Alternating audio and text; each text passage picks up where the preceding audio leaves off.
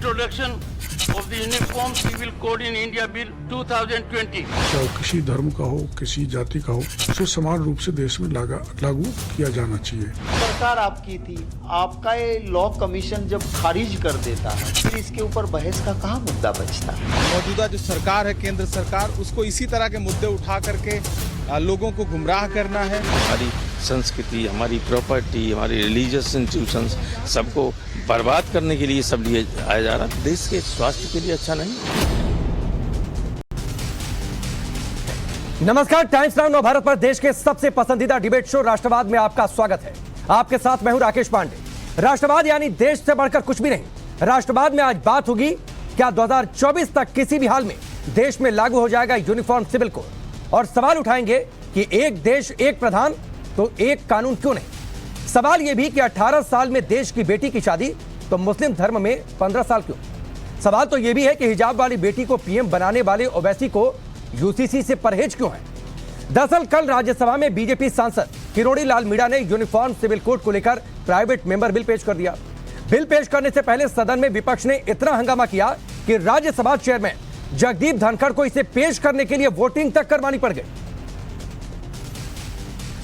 Article 44 में ये प्रावधान डाला गया है कि आगे जाके इसको लाया जाना चाहिए।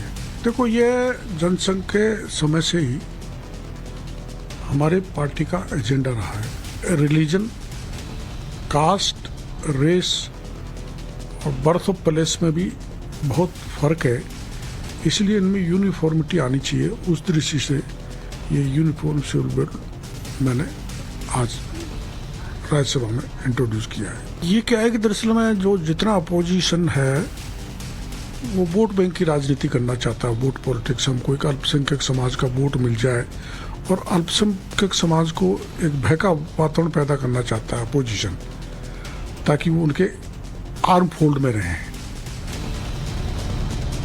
राष्ट्रवाद में आगे बढ़े उससे पहले सुनिए बिल पेश होने के बाद विपक्ष ने कैसे एक सुर में इसे देश को बांटने वाला बिल करार दिया।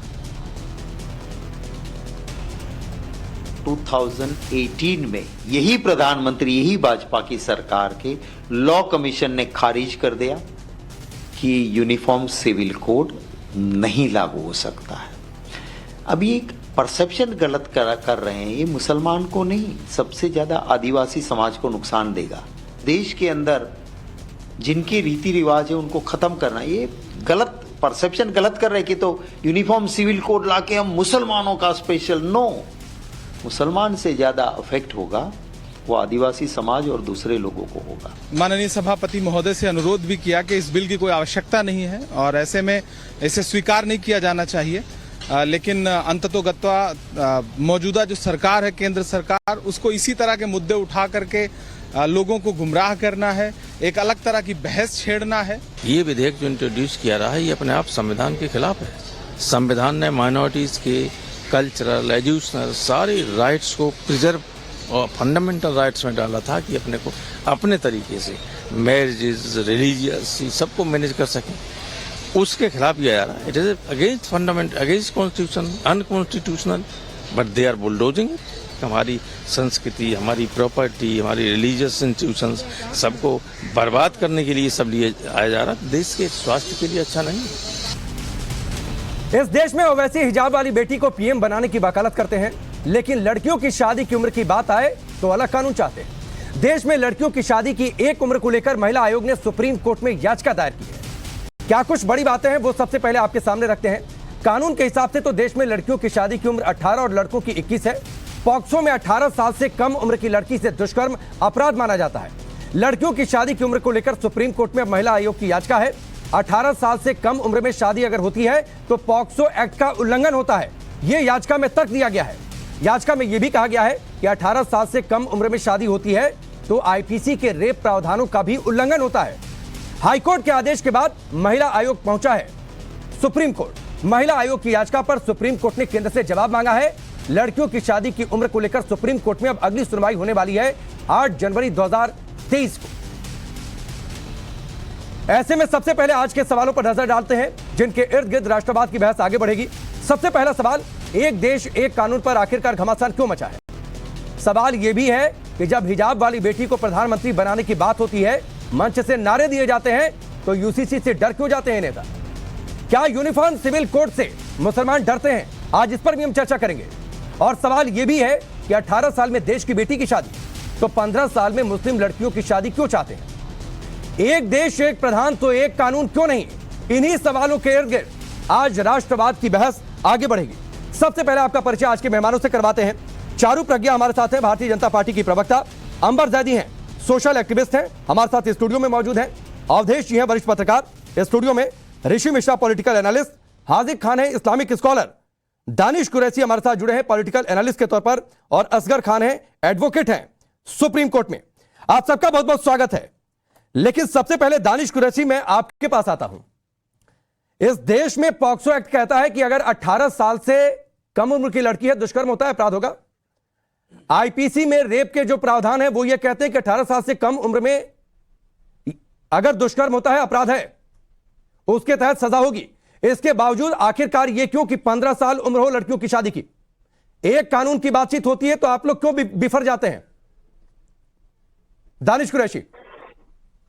देखिए राकेश जी, मैं तो इतना ही कहूंगा कि सबसे पहले तो आज के वक्त में ये जो आरोप और आक्षेप हैं कि 15 साल की बच्चियों की शादी हो रही है, तो आप लाइए आंकड़े कहाँ हैं? किसी ने कोई आंकड़े अब तक तो रखे नहीं है।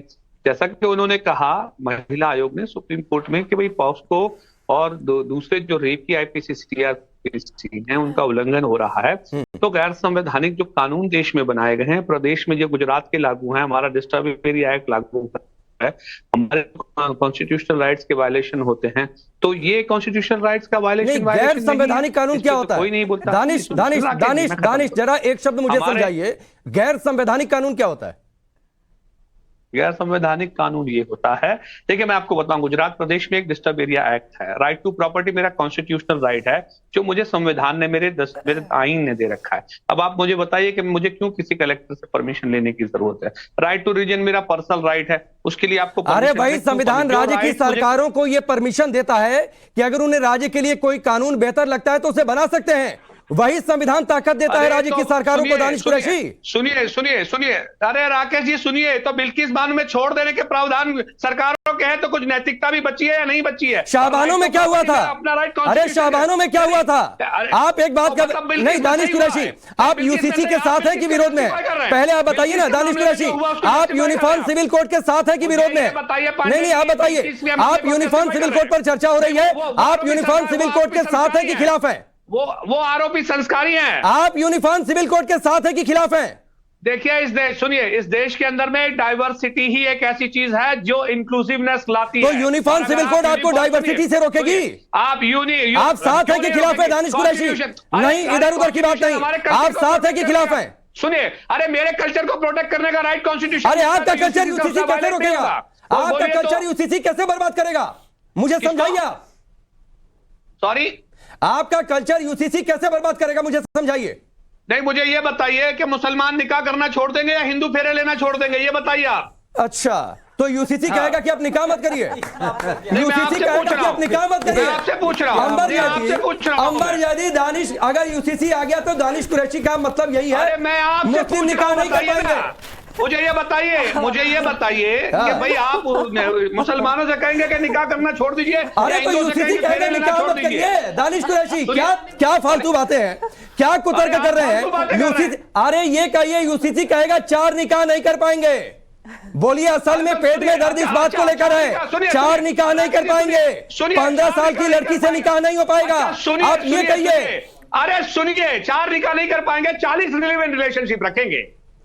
ये फालतू बात नहीं है, 40 रिलेशनशिप रखेंगे। अंबर जैदी, असल दिक्कत 4 निकाह को लेकर है, 15 साल की उम्र है, चाहते हैं खुली छूट मिल जाए। अंबर जैदी, अच्छा देखिए राकेश, दानिश जी थोड़ा खामोश हो जाइए, बात रखने का मौका दीजिए। आप काफी समय से बोल रहे हैं। देखिए राकेश जी, कुछ नहीं कह रहा हूं मैं मोहतरमा। हाँ तो ठीक है ना, आप हाँ तो आप बोलने दीजिए ना, मेरा टाइम है, आप मेरा समय बर्बाद कर रहे हैं। देखिए राकेश जी, बहुत महत्वपूर्ण मुद्दा है और इसका सीधा सीधा लेना देना भारत की मुस्लिम महिला महिलाओं और छोटे बच्चों से है। जिन पर्सनल लॉज की हम बात करते हैं, जिनके अधिकारों की अवहेलना होती है, वो सिर्फ मुस्लिम महिलाएं और बच्चे होते हैं, क्योंकि उनके साथ बच्चे होते हैं जिनका जीवन बर्बाद होता है, जिनके अधिकारों का उल्लंघन होता है। मुझे समझ में नहीं आता कि मर्द हजरात जिनके सारे अधिकारों को सुरक्षा मिली हुई है, उनके पेट में दर्द किस बात का होता है। अगर भारत में यूनिफॉर्म सिविल कोड आता है तो किसी के कोई धर्म पे कोई प्रहार नहीं होता, सबका धर्म वैसे ही रहेगा। राइट टू रिलीजन वहां का वही है, कौन किसको कौन सी पूजा पद्धति अपनानी है वो उसका अपना अधिकार है।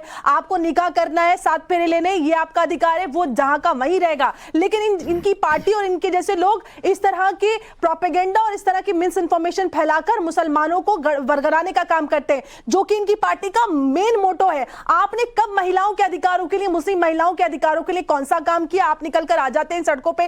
कब आपने ये अवेयरनेस फैलाई कि मुस्लिम महिलाओं के अधिकार शरीयत के अंदर, इस्लाम के अंदर क्या होते हैं? आप क्या शरीयत भी फॉलो करते हैं? आप संविधान तो छोड़ दीजिए, आप संविधान अपनी मर्जी के हिसाब से तोड़ मड़ोड़ के आप कहते हैं कि भाई हमारा संविधान, ये डाइवर्सिटी की बात है। कौन सी डाइवर्सिटी को पे प्रहार हो रहा है? अगर एक भारत की मुस्लिम महिलाओं को वो समान अधिकार मिल जाएंगे जो मिलने चाहिए। आर्टिकल 14 कहता है समान अधिकार मिल जाए, तो आप कौन होते हैं उनके अधिकारों में अड़ंगा मारने वाले? और ये स्टेट की जिम्मेदारी है कि हर एक नागरिक को समान अधिकार सुनिश्चित कराए। अगर भारत की सरकार से मुस्लिम महिलाएं अपने अधिकार मांग रही है तो आपका क्या जाता है? आप बताइए। आप शाहबानों से लेकर आज तक हम 75वें अमृतकाल में चल रहे हैं। आप अपनी राजनीति करिए ना, मुद्दों पे करिए। आप मुद्दों की बात करते हैं, किस देश में मुद्दों की बात नहीं होती? आप मुद्दों की बात कीजिए। महिलाएं नहीं, मुद्दों की बात पर तो पीछे हट जाएंगे। अंबर जैदी, मैं आगे बढ़ता हूँ, ठीक है? एक एक कमेंट में सबसे ले लूं। अंबर जैदी, एक एक कमेंट में सबसे ले लूं। असगर खान में आता हूं। ऋषि भाई, असगर खान, यौन अपराधों को लेकर अगर उम्र तय हो जाती है तो इसमें दिक्कत क्या है? सबके लिए एक कानून हो जाए कि अपराध होंगे, चाहे मुस्लिम हो, हिंदू हो, सिख हो, ईसाई हो, क्या दिक्कत है?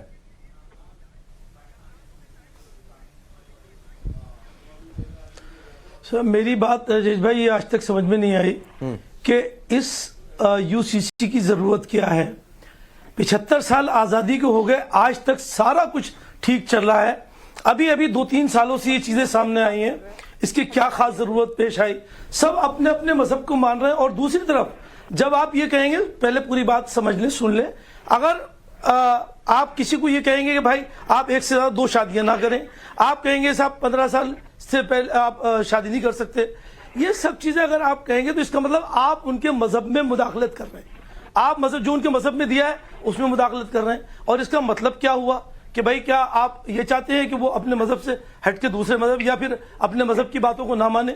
जब मजहब में दिया है और हर चीज रीजनिंग के साथ दी है। असगर भाई, आप तो वकील है ना? मजहब ने तो ये भी कहा चोरी करने पे हाथ काट दो और 75 सालों से पे संसार कर दो, तो वहां पर मजहब क्यों नहीं मानते? महिलाओं के अधिकारों पे भी आपको मजहब याद आता है। ये मजहब की बात नहीं है, ये महिलाओं के अधिकारों की बात है।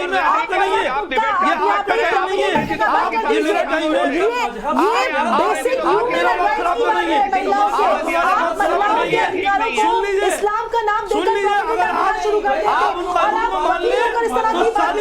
यूनिफॉर्म सिविल कोड आएगा तो ये हो जाएगा, वो हो जाएगा। आपको पता नहीं हमारे देश में कितने कॉम्प्लेक्स लॉज है, धर्म के आधार पर लॉ बने हुए हैं, पहले प्रेगनेंसी इतनी ज्यादा है। आप वकील होकर इस तरह की आप मिस इन्फॉर्मेशन फैला रहे लोगों के बीच। आपका तो काम है कि लोगों के मिथ और मिस इन्फॉर्मेशन को क्लियर करें, लेकिन आपकी मजबूरी है। आपको अकल आनी चाहिए, आपको अकल आनी चाहिए।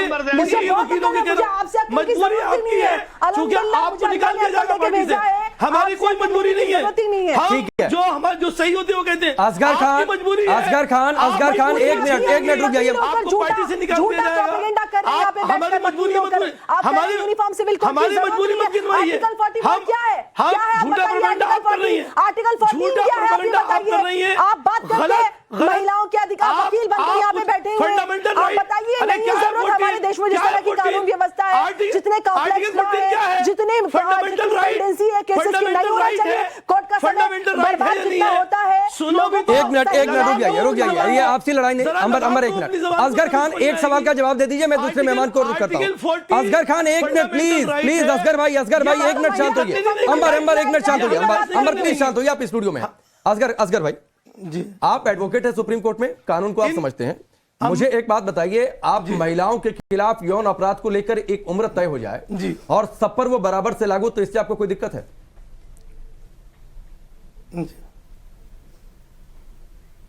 नहीं, कोई दिक्कत नहीं है। आप फिर क्यों विरोध? एक कानून, अरे यूसीसी यही तो कहता है, जो असगर खान यूसीसी यही तो कहता है, अगर महिलाओं के खिलाफ अपराध होगा सब पर बराबर नियम लागू होंगे। आप नहीं कर रहे हैं। आप अगर भाई सब पे बराबर, तो उस पे पहले सेमिनार करिए आप।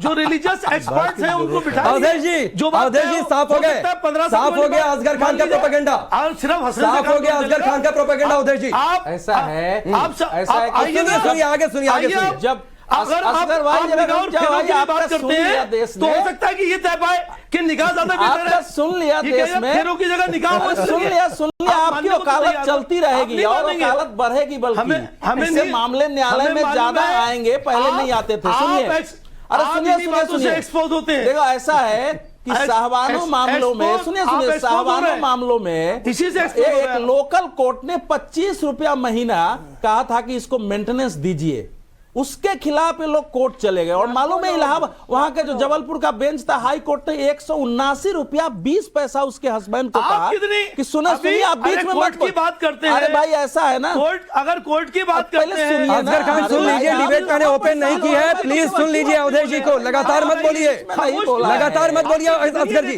अरे मैंने आपके बीच में बोला, असगर जी 1 मिनट सुन लीजिए ना अवधेश जी को, प्लीज। असगर भाई रुक जाइए वरना आवाज डाउन करवानी पड़ेगी, प्लीज। हमारे बीच में क्यों बोल रहे हैं? मैडम ने टोका है केवल आपको कि आप गलतफहमी न फैलाएं। पढ़े लिखे वकील हैं, थोड़ा पढ़े लिखे की तरह अच्छे संविधानविद की तरह आप बात करें। ये कहा है, यही कहा है ना तुमने, ये कहा है। सुन लो, 179 रुपया 20 पैसा का एक महिला को, एक बुरी महिला के लिए जिसको हस्बैंड ने छोड़ दिया था, कोर्ट ने किया। अब वो कुछ लोगों के लिए, मैं नहीं कहता हूं सारे मुसलमानों के लिए, कुछ लोगों के लिए वो इस्लाम के खिलाफ हो गया, लोग सड़कों पर उतर गए, फिर सुप्रीम कोर्ट में गया, सुप्रीम कोर्ट में वो मामला टिका रहा, लेकिन फिर उसको बदल दिया गया। इतना राजीव गांधी की सरकार थी, वो बदल दिया, तब से हमारे देश में ये हो गया कि मुसलमानों से संबंधित कोई भी सोशल रिफॉर्म पर बात ही मत करो, क्योंकि अगर करोगे तो सड़कों पर उतरेंगे, देश में अव्यवस्था फैलेगी, इसलिए चुप रहो। तो इसीलिए आवश्यक होते हुए भी जो हमारे संविधान का के अनुच्छेद 44, सुनिए पूरा जल्दी से 10 सेकंड में पूरा 44 भाई असगर भाई रुक जाइए ना प्लीज, सब इतनी देर बोले तो 45 सेकंड बोले। ठीक है असगर भाई रुक जाइए, अभी आप एक रुक जाइए असगर भाई, वरना प्लीज मुझे आवाज डाउन करवानी पड़ेगी, बहुत मेहमानों ने अभी नहीं बोला है। असगर भाई प्लीज, उनकी आवाज पर मेरी आवाज चली जाएगी। ऐसा है कि ये उस समय से ये भाव बन गया था, नहीं तो संविधान का अनुच्छेद 44 कहता है कि सरकारें, पंथ, राज्य, क्षेत्र सभी प्रकार के भेद से ऊपर उठ करके सभी के लिए एक समान नागरिक संहिता लागू करेंगे। और मैं आपको कह दे रहा हूं, ये सब लोग जितना भी करें, सब लोग धैर्य से रखें। अब ये निश्चित है कि इस देश में, मुझे लगता है 2023 में हमारा देश जो लंबे समय से सामाजिक आजादी के लिए तरस रहा था, समान नागरिक संहिता आएगा, संसद में पारित होगा। सुनो ना भाई, संसद में पारित होगा, लागू होगा और देश में शांति भी बनी रहेगी। इसका कारण एक है कि नरेंद्र मोदी हमें मालूम है आप अपनी सियासत चलाएंगे, संवैधानिक सुधार, ये सियासी स्टैंड है, आप नहीं छोड़ेंगे। ठीक है, लाया, ठीक है, चारू प्रज्ञा किया है, ठीक है, ये भी लागू होगा। नहीं ठीक है, लेकिन चारू प्रज्ञा एक सवाल, अरे हो गया असगर भाई मत बोलिए प्लीज, आपका नंबर आएगा, मैं आपका नाम लूंगा तो आप बोलिएगा प्लीज। मालूम है कि आपकी दुखती रग है और जब इस पर चर्चा होती है तो आप लोग एकदम आपा खो देते हैं, इसलिए प्लीज जब नंबर आए तो बोलिए। कोई दुखती रग नहीं है, बनना है कि आप मजहब के नेता हैं। चारू प्रज्ञा ये टुकड़ों में क्यों, प्राइवेट मेंबर बिल क्यों, अलग अलग राज्यों में कमेटी, अरे सीधे लेकर आते ना बिल, चर्चा करा देते, बहुमत में पास कर देते। राकेश जी धन्यवाद, आप आधा डिबेट खत्म करके मेरे पास आए हैं और ये बहुत ही गंभीर एक डिस्कशन है, तो मैं रिक्वेस्ट करूंगी कि बाकी लोग अब बीच में ना बोले, मैं अब तक अपने समय का इंतजार कर रही थी। 3 बहुत जरूरी बातें मैं कहना चाहती हूँ। सबसे पहले जो ये मिस इन्फॉर्मेशन फैलाई जाती है कि यूनिफॉर्म सिविल कोड का मतलब ये है कि आप अपने धर्म को अपने तरीके से नहीं निभा सकते, ये गलत है। भाई जिसको अपने धर्म को निभाने के लिए मंदिर जाना है, मस्जिद जाना है, चर्च जाना है, गुरुद्वारा जाना है और उसको कैसे भी अपने त्योहार मनाने हैं, इसका उससे कोई लेना देना ही नहीं है। यूनिफॉर्म सिविल कोड का सबसे पहले तो लेना देना आता है महिला सशक्तिकरण से, क्योंकि ज्यादातर जितने ये लॉज बदले जाएंगे, इम्पैक्ट होंगे ना, वो महिलाओं के लॉज होंगे। कुछ समय पहले पैनलिस्ट पूछ रहे थे कि आप चाइल्ड मैरिज की बात करते हैं। मैं उनको बताना चाहती हूँ, आज भी हमारे देश में आज भी 26 से 27% बच्चियों की शादी 18 साल की उम्र से कम होती है। और पुरानी बातें करने की जरूरत नहीं है, केवल पिछले महीने की मैं आपको बात बताती हूँ, राजस्थान हाईकोर्ट ने एक 14 साल की बच्ची की शादी को लीगल माना और कहा कि शरिया लॉ के तहत ये शादी लीगल है। तो आप मुझे बताइए, एक तरफ तो आप कहते हैं कि एक 14 साल की बच्ची के साथ कोई भी संबंध रखना रेप है, और दूसरी तरफ आप उस बच्ची की शादी कर देते हैं। ये कहां का लॉजिक है? इसीलिए मैंने पूछा तो जब हम यूनिफॉर्म सिविल कोड की बात करते हैं, हमें ये देखना है कि जब हम एक बच्ची को पढ़ा लिखा के उसके पैरों पे खड़ा करना चाहते हैं, तो क्या आपकी सारी बात चारू जी ठीक है, मैं आपको इंटरप्ट कर रहा हूं ताकि जवाब आप थोड़ा बेहतर तरीके से दे सके। गुजरात में कमेटी की बात, यूपी में बातचीत हो रही है, उत्तराखंड में अलग अलग राज्यों में बातचीत हो रही है, प्राइवेट मेंबर बिल आपकी पार्टी के सांसद ने पेश कर दिया। मैं कह रहा हूं ये टुकड़ों टुकड़ों में क्यों? केंद्र सरकार खुद क्यों नहीं बिल लेकर आ जाती है? जी, मैं आपको बताती हूँ क्यों नहीं, क्योंकि राकेश जी ये एक बहुत ही सेंसिटिव इशू है। और जैसा आपने देखा, आपके चैनल पर एक नेशनल चैनल पर बैठकर दानिश जी जैसे पढ़े लिखे इंसान भी यहाँ पर झूठ फैला रहे हैं। ये कह रहे हैं कि किसी को मस्जिद जाने से रोका जाएगा। तो हम नहीं चाहते कि झूठ मत बोलिए चारू जी, मस्जिद जाने की बात किसी ने नहीं कही। कहीं पर आप झूठ बोल रहे हैं नेशनल चैनल पे, आप झूठ बोल रही हैं। इसीलिए हर प्रदेश सरकार भी वहाँ अपने कमिटी बनाकर डिस्कशन को कर रही है। मैंने आज तक नहीं देखा कि कोई भी पार्टी का कोई भी नेता हो, वो ये नहीं कहता। ठीक है, मैं आगे बढ़ता हूँ चारू जी, मैं आपके पास लौट कर आऊंगा। ठीक है चारू जी और दानिश जी, आप लोग शांत हो जाइए। हाजी खान, क्या मुसलमानों को डराया जाता है? यूसीसी के नाम पर इतना आखिरकार बेचैनी क्यों हो जाती है? दिक्कत क्या है? अगर यौन अपराधों को लेकर, महिला अपराधों को लेकर, दूसरे अपराधों को लेकर एक समान कानून हो इस देश में तो। अरे दानिश भाई हो गया, प्लीज प्लीज प्लीज शांत रहिए। हाजी खान बोलेंगे। आपका नाम हाजी खान नहीं है, आपका नाम हाजी खान नहीं है। क्या मेरे पिता की संपत्ति में मेरा कोई हक होता? क्या मेरा पति 4 शादियां नहीं कर सकता? और अगर इन चीजों के खिलाफ हम आवाज उठाते हैं तो इसमें गलत क्या है? हमारे देश की चारू जी 1 मिनट शांत हो जाइए। मैं हाजी खान से अभी भी 2 मेहमानों ने नहीं बोला है। हाजी जी। देखिए राकेश जी, बात यह है कि कानून बनाना और देश के हित में कानून बनाना ये अच्छी बात है, लेकिन जब हमारी 2018 में जो सरकार है मोदी जी की, उनका लॉ कमीशन ने बता दिया कि ये नहीं हो सकता, फिर हम कितने जो प्रदेश की सरकारें कितनी योग्य हैं और कितनी जानकारी रखती हैं देश के संविधान। हम ये कहना चाहते हैं कि देश में संविधान ने पास कर दिया कि लिविंग रिलेशन हो सकता है। हमारे यहाँ बलात्कार है, हमारे यहाँ उसको जायज नहीं माना सकता। और एक शादीशुदा औरत किसी गैर से संबंध बना ले, हमारे यहाँ बलात्कार से संसार कर दो, कुआरे पे तो मारो, 80 कोड़े उसे जिंदा करके पत्थरों से मार दो। ये बात एक तरफ नहीं चल सकती कि एक तरफ आप लिविंग रिलेशन को जायज कर रहे हैं, दूसरी तरफ 15 साल की लड़कियों की जो शादी हो रही है मुसलमानों में 1% भी नहीं होगा। 27% चारू जी बता रही हैं, उसमें 26% महाराष्ट्र, मध्य प्रदेश, राजस्थान, छत्तीसगढ़ और तुम्हारे बिहार, उड़ीसा, इनमें हिंदू बच्चों की शादी। मैं देख रहा था एक टीवी। अरे तो गलत है ना कानून के हिसाब से, कानून सबके लिए होगा ना। और देश की अदालतों ने हाजी खान कितनी बार ये कहा है कि सरकार यूनिफॉर्म सिविल कोड पर आगे क्यों नहीं बढ़ रही है? आप उसका जिक्र नहीं करते हैं। ये तो मैं गिनवाऊं, डेट वाइज गिनवा दो। अपनाना चाह रहे यूपी में भी ड्रिंक मेरी खाओ पियो और मौज करके चले जाओ। यहाँ आप बन रहे सती सावित्री, जब छुआ ने तो बन रही सती सावित्री। महाज जो है आप ऑफर देंगे, आपको ऑफर प्लीज आप इस स्टूडियो में तो अनइंटरप्टेड नहीं बोलेंगे, प्लीज समझिए। बात ये देश की अदालतों ने कितनी बार सरकार से कहा कि यूनिफॉर्म सिविल कोड पर नियम क्यों नहीं लेकर आ रहे, बिल क्यों नहीं लेकर आ रहे, उस पर आप कुछ नहीं बोल रहे। टुकड़ों में क्यों आ रहा है? आपने कहा आप जब नाम नहीं आया।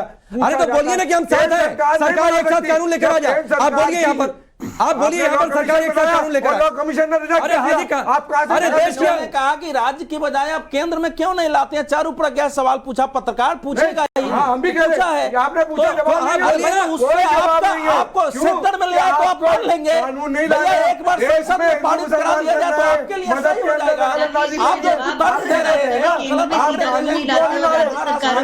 अरे तो आप साथ हैं। मुसलमानों में 20 साल से नीचे किसी भी लड़की की शादी नहीं होती, इल्ला माशाल्लाह कोई अपने बलबूते पे कर ले। नहीं, 99% 20 साल के अरे ऊपर हाजी खान, लड़कियों की मैं शादी ऋषि जी का होती रुक है। करूं। और हाजी खान 1 मिनट प्लीज रुक जाइए ना प्लीज, 26% सवाल सुना करिए। नहीं कर दिया। हाजी खान प्लीज, मैं कह रहा हूं अगर केंद्र सरकार यूनिफॉर्म सिविल कोड लेकर आती है, बिल लेकर आती है, आप साथ देंगे? देखिए राकेश जी, नहीं हाँ या ना में जवाब दीजिए प्लीज, इधर उधर की बात नहीं। नाम ये है कि हमारे देश के संविधान के एतबार से आप सारे मज़ाहिब के लोगों को बुलाएं, उनसे विचार करें। अभी तो कह रहे थे टुकड़ों में क्यों आ रहा, अभी कह रहे थे टुकड़ों में क्यों आ रहा, अब आप शांत हो गए। आज लबों पर गुलाब रखते हो, तुम सब अपने चेहरे पे गोरे नकाब रखते हो, झूठ बोल रहे हैं, कह रही है नमाज को नहीं जाएंगे, तस्करा नहीं हुआ नमाज का, और पूरे नेशनल चैनल पे कह रही है कि नमाज को नहीं जाओगे। सिविल कोड पर बोल दीजिए। चलिए ऋषि मिश्रा, ठीक है, मैं काफी 1 मिनट हो गया please please please please please please please please please Rishi भाई, बहुत देर से आपके पास आ रहा हूं, माफी उसके लिए। लेकिन यूनिफॉर्म सिविल कोड को लेकर केंद्र सरकार अगर बिल लेकर आती है और अपराधों को लेकर खासतौर पर, और खासतौर पर महिला अपराधों को लेकर सबके लिए एक कानून बने, दिक्कत क्यों होती है? देखिए दिक्कत नहीं होना चाहिए। देखिए देश कानून और संविधान से ही चलेगा, कुछ धर्म के किताब से या धर्म गुरुओं से देश नहीं चलेगा।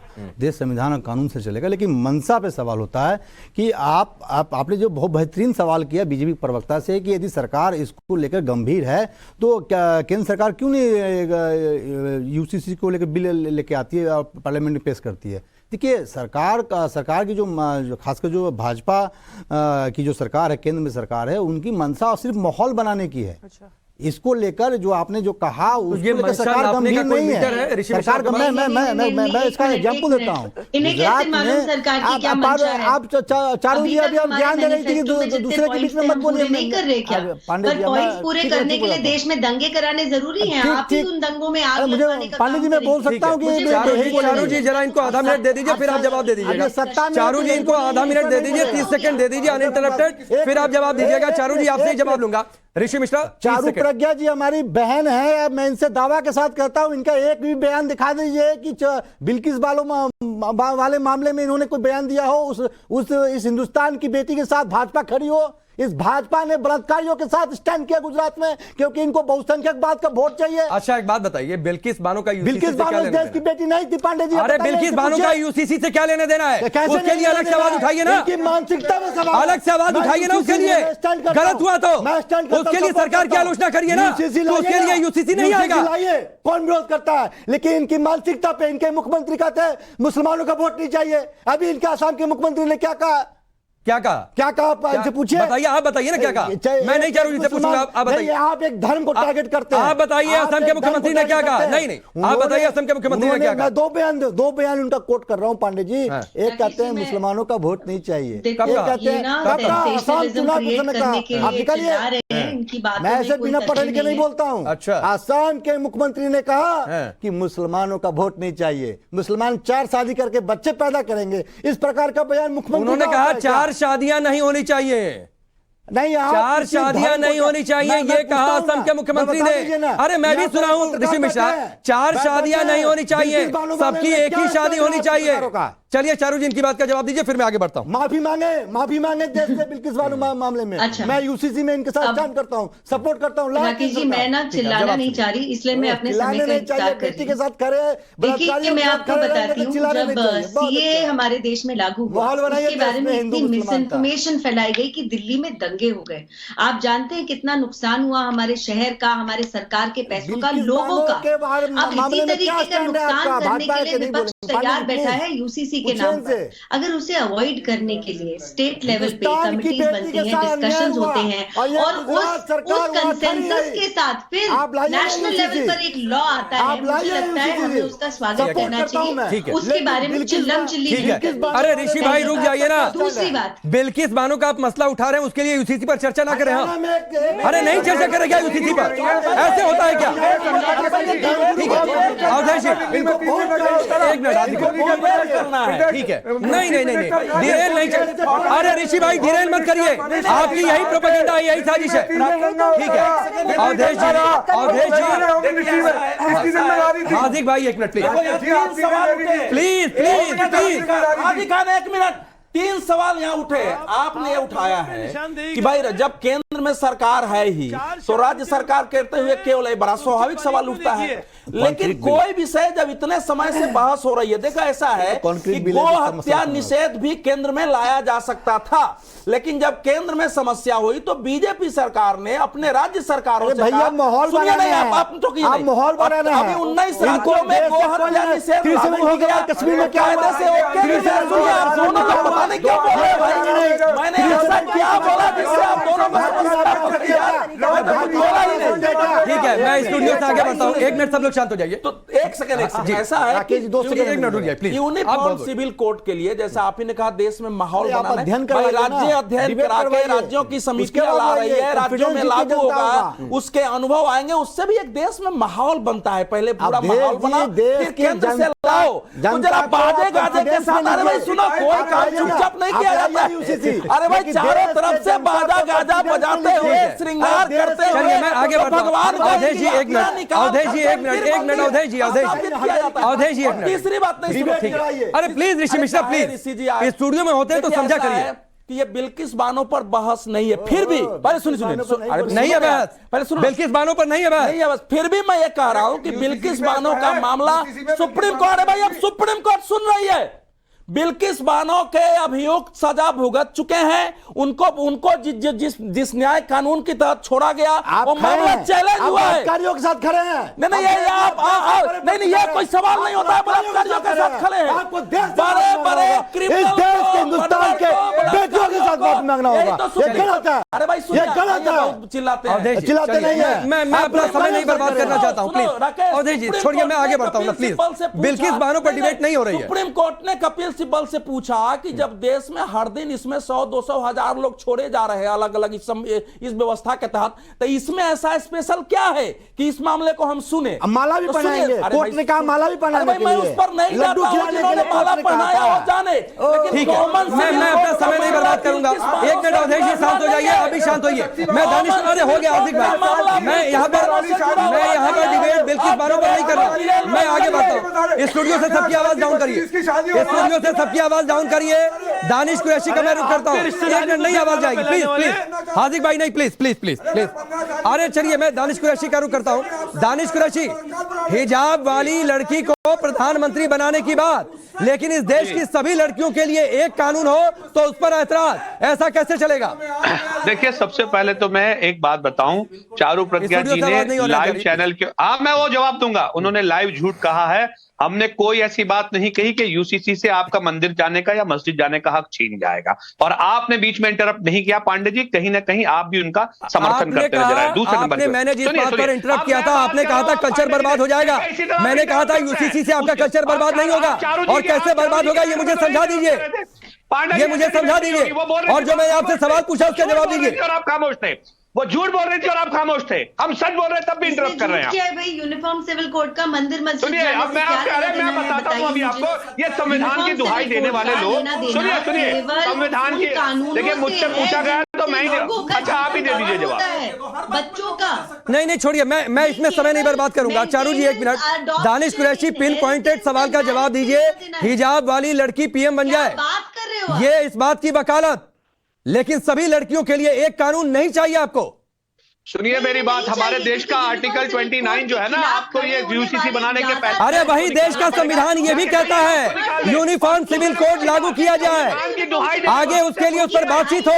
आप साहब बातचीत नहीं करना चाहते। शाहबानू पे बात कर रहे थे, उनसे पूछिए कि राम मंदिर पे आया हुआ आज तक का फैसला आप संविधान के बात नकारते हैं या वेलकम करते हैं? पूछिए उनसे पूछिए कि आरोपी जब आपको किसी महिला के बलात्कारी आपको संस्कारी लगते हैं, ये घटना खुदा ना करे तुम्हारे हमारे घर में घटी होगी, तब भी आप बातें कर रहे हैं। आप किस इशू को नहीं होता, ये प्रॉब्लम है। दानिश कुरैशी पहले सुनिए। दानिश कुरैशी, मैं बहस को डिरेल नहीं करने दूंगा। दानिश कुरैशी आप सुनिए, पहले सबकी आवाज डाउन करिए, सबकी आवाज डाउन करिए, किसी की आवाज ऑन एयर नहीं जाएगी।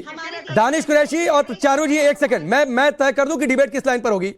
पहली बात जो कि अवधेश जी ने कही, बिल्किस बानो का मामला जिसका आप जिक्र कर रहे हैं दानिश कुरैशी, वो मामला चैलेंज है, कोर्ट उसको देख रहा है। और दूसरी बात यह है कि हम बिल्किस बानो पर डिबेट नहीं कर रहे हैं।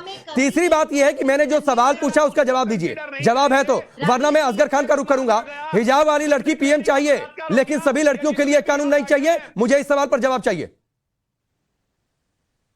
जिस प्रदेश सवाल फिर से रिपीट करिए आप। वहां कभी, अरे 10 बार पूछ चुका, समय क्यों बर्बाद कर रहे हैं? चारू जी 1 मिनट रुकिए। दानिश कुरैशी 10 बार ये सवाल मैं आपसे पूछ चुका कि हिजाब वाली लड़की पीएम चाहिए लेकिन देश की सभी लड़कियों के लिए एक कानून नहीं चाहिए।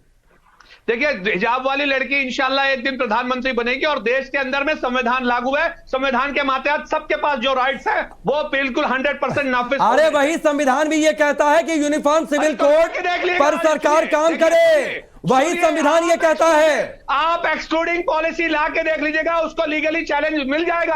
अब हाँ तो ठीक है, कर लीजिए, फिर क्यों विरोध आएगा तो चैलेंज करिएगा। सुनिए, आपके पास बहुमत है, आप आरोपियों को छोड़िए, आप यूसीसी लागू करिए, बलात्कारियों को पूछिए, सब करिए। हम अगर देखिए, हम अगर हाउस में नहीं पहुंच पाएंगे तो हम अदालत जाएंगे।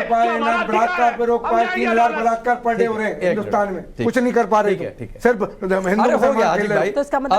असगर खान, यही सवाल आपसे, हिजाब वाली लड़की पीएम, आपके एक मौलाना कहते हैं कि साहब लड़कियों को तो टिकट ही नहीं देना चाहिए, ठीक है, फिर उसके बाद आप इस कानून का विरोध करेंगे। दरअसल मसला सिर्फ यह है कि आप लोग लड़कियों को बाहर निकलने ही नहीं देना चाहते, इसीलिए यूसीसी का विरोध, क्योंकि आएगा तो सब कुछ खेल खत्म। नहीं, जहां हिजाब वाली लड़की की बात है, इस मुल्क में जिस दिन हिंदू, मुस्लिम, सिख, ईसाई कोई भी लड़की पीएम बनेगी वो इंशाल्लाह हिजाब पहनेगी, क्योंकि यही संस्कार है हमारे। अच्छा, हिंदू मुस्लिम ये क्या बात है? खूबसूरती है। अरे क्या बोल रहे हैं असगर खान? असगर खान क्या बोल रहे हैं? राजस्थान में अरे ये कौन सी वकालत आप कर रहे हैं? असगर खान कौन सी वकालत कर रहे हैं? अंबर जैदी ये सबको हिजाब पहनाने पर आ गए हैं। ये दरअसल महिलाओं को पर्दे में रखना चाहते हैं, महिलाओं को लेकर इनकी यही सोच है और इसीलिए दिक्कत है यूसीसी से। अंबर जैदी देखिए राकेश, यही तो मानसिकता, यही इनका उद्देश्य है कि भारत में महिलाएं सर पे हिजाब ओढ़कर रखे। और ये जो हिजाबी प्राइम मिनिस्टर की बात करते हैं, अरे मैं अपने धर्म में किसी महिला को हिजाब पहनने के लिए नहीं चाहता हूँ, और न हमारे धर्म में हिजाब का जिक्र है। पर्दा प्रथा एक हुआ करती थी, उसका विरोध किया गया। अरे उसका विरोध किया गया, हाजी खान, उसका विरोध किया गया। आपको बैठाना बैठाइए, लाइए मेजॉरिटी लेके जाइए। आप महिला को आप बुर्का से बाहर नहीं निकलना चाहते, संसद क्या लेकर जाएंगे? उसको बराबर का अधिकार देते हुए आप संसद पहुंचाएंगे। आप पहले मेजॉरिटी लाइए, ले जाइए संसद। किसने रोका है? कोई किसी को अनुदान में तो नहीं मिलती ना, प्रधानमंत्री की सीट साबित कीजिए अपना बहुमत और बैठा दीजिए जिसको आपको बैठाना है। जो हमें हिंदुस्तान की तमाम लड़कियों को जो अच्छा लगता है, आपका लेना देना क्या समझ में नहीं आता। ये स्टेट की जिम्मेदारी होती है कि किसके अधिकार सुनिश्चित करने। हमें तो अजीब लगता है जब आप कहते हैं जिस्म खोलने की बात, आप लोग बच्चियों को जुल्म कर रहे हैं। जिस्म खोलने की बात सुना भी करिए ना प्लीज। असगर खान आप लगातार क्यों बोलते हैं? प्लीज समझा करिए। अपना जिस्म ढांकना चाहती है। अरे भाई ये इनको छुपाइए आप, सही बात तो लोगों तक पहुंचने दीजिए। हिंदू लड़कियां क्यों ले रही है तलाक? हमारे यहाँ 27 लड़कियां क्यों मुस्लिम महिलाओं के बारे में, ये बताओ देश को क्यों ले रही है? हिंदू आपके यहाँ तलाक क्यों नहीं है? तो क्यों ले रही है तलाक? अभी जो सारी बातें निकल रही है वो सुप्रीम कोर्ट में मुस्लिम पर्सनल लॉ बोर्ड ने जो विचार व्यक्त किया था, महान विचार महिलाओं के बारे में, उसी को ये सारे लोग एक्सप्रेस कर रहे हैं। अरे हम ये कह रहे हैं हिंदू लड़कियां क्यों ले रही है तलाक? ये बताइए सर, 27% कोर्ट में बैठी हुई है लड़कियां। नहीं, और आप ये चाहते हैं, एक मिनट अवधेश जी एक सेकंड, और हाजी खान आप ये चाहते हैं, सुनिए ना, आप ये चाहते हैं कि आप अंदर खाने में 3 तलाक देते रहे, नोटिस ना हो, कानून के दायरे में ना आए। एक मिनट सुनिए, पहले हाजी खान सुनिए, ऐसे नहीं चलेगा हाजी खान, बिल्कुल ऐसे नहीं चलेगा। आप ये चाहते हैं कि 3 तलाक होता रहे, कानून के दायरे में ना आए, कहीं भी वो लिस्टेड ना होता रहे। अरे नहीं सुनिए, अगर कोई रिश्ता नाकर बन जाए उस रिश्ते से अलग हो जाए, लेकिन कानून के दायरे में। हाजी खान कानून के दायरे में, कानून से अलग हटकर नहीं। 27% हाई कोर्ट में कैसे? 27%। का थोड़ा विरोध है भाई। क्यों लड़ेंगे भाई हिंदू लड़कियां? आपके यहाँ तलाक का कंजात नहीं है। लीगल तरीके से तलाक लेने का लीगल आपके यहाँ नहीं है, आपके धर्म में नहीं है। रुक जाइए। अच्छा नहीं एक मिनट अंबर जादी एक सेकंड। अंबर जादी 7 फेरे लेकर अंबर जादी 7 युगों तक जिंदा नहीं। अरे हाजी खान सुनिए प्लीज, मुझे मत मजबूर करिए कि मैं सख्त कदम उठाऊं। आपने क्या कहा? नहीं आपने क्या कहा? आपने नहीं आपने क्या कहा? गैर कानूनी तलाक। अरे सुनिए ना हाजी खान, अरे मत विक्टिम कार्ड खेलिए ना। विक्टिम कार्ड हमारे यहाँ है तलाक, इनके यहाँ नहीं है, क्यों ले रहे हैं? आपके यहाँ नहीं है तो क्यों ले रहे हैं? अरे कानून तलाक होता है, अदालत में जाते हैं। अरे अदालत में जाते हैं हाजी खान। अरे अदालत में जाती है लड़कियां, नाम के एतबार से नहीं है, वो भी मुस्लिम है। दूसरी शादी करते हैं तब भी मुसलमान हो गए करते हैं। मोहम्मद से कीजिए। अब हमें भी बोलने दीजिए। ठीक है, बहुत दिनों को बताएं।